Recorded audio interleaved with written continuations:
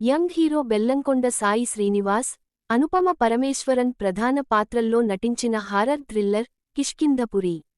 వినూత్నమైన టైటిల్తో ప్రేక్షకుల్లో ఆసక్తిని రేకెత్తించిన ఈ చిత్రం ఇప్పుడు విడుదలకు సిద్ధమైంది. తాజాగా చిత్రబృందం ట్రైలర్ను విడుదల చేయడంతో పాటు సినిమా విడుదల తేదీని అధికారికంగా ప్రకటించింది.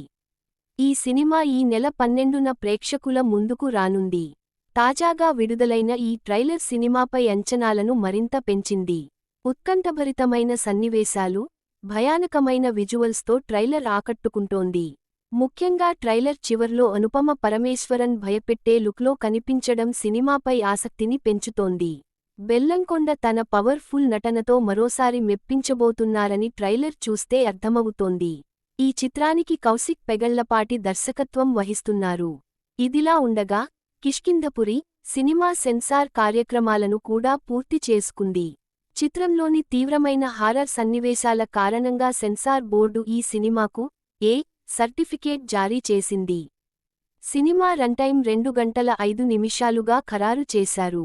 ఒక హారర్ థ్రిల్లర్కు ఇది సరైన నిడివి అని, కథను ఎక్కడా సాగదీయకుండా ఉత్కంఠగా చెప్పేందుకు ఇది దోహదపడుతుందని విశ్లేషకులు భావిస్తున్నారు.